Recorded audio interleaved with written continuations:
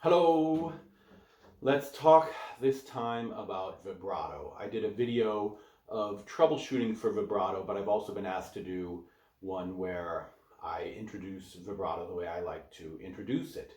So vibrato is the motion and there's a lot of good ways to teach vibrato. My favorite is if you were to think of the fingertip as being like an eraser. So if I had a pencil mark on the side of my cello there, I could use my finger as an eraser, and I'm erasing things. Oh boy, I have invisible pencil marks all over. I have to get rid of them with my eraser finger. So you can do it on a desk, on any object. You're getting used to this little shimmy that the finger does when it is being used as an eraser. That's a great motion to train your hand to get used to for the sake of vibrato. Next thing is we'll take our right arm as a surrogate fingerboard and we'll put it on our left shoulder and we'll practice vibrato on the skin of our arm because it will move some too. So your finger, the flesh of your fingertip is moving, and so will the skin of the arm, and that is a great trainer for that motion.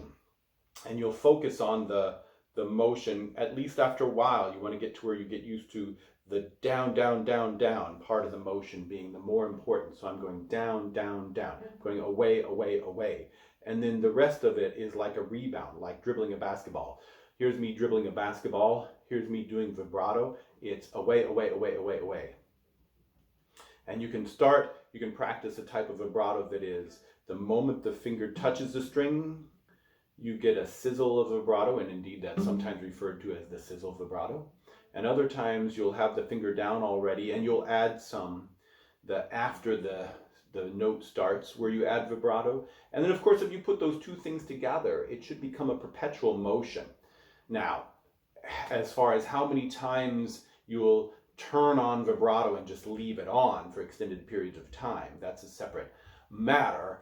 But the point is that you certainly want the ability for the vibrato to be a perpetual motion machine, that it doesn't have to turn itself off after a while just because of technical limitations. So there's a lot of fun ways to help assist the vibrato motion. My personal favorite is to take something that rattles. Here I've just got an old small plastic box, and I put some paper clips in it, just enough to be able to hear that sound. And it's a great trainer because if I start to either vary the width of the speed in a way that is not intentional, that rhythm of the rattle is immediately going to give away what's going on. Now, I don't need to have my thumb against the back of the neck when I'm doing vibrato. Some people for extended lengths of time will not have the thumb on the back of the neck at all, and that's perfectly fine. That's perfectly fine. And then you'll also notice that I am not playing with the bow at all. And that's another important point.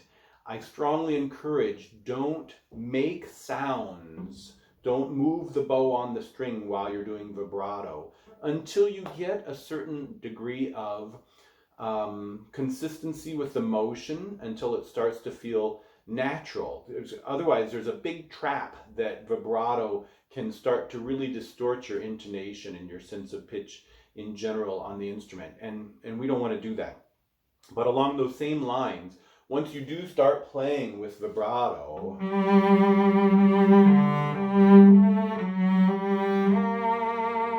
it's good to alternate playing it with vibrato and playing it without vibrato,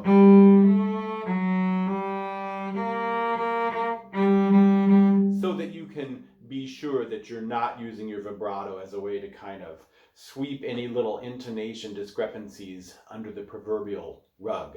Alternate with vibrato, without vibrato, once you start putting the bow back in. That's it. I think that would get you started with a good vibrato, which of course over time you will totally make your own and will become an essential component of the way you sound on the cello. Have fun.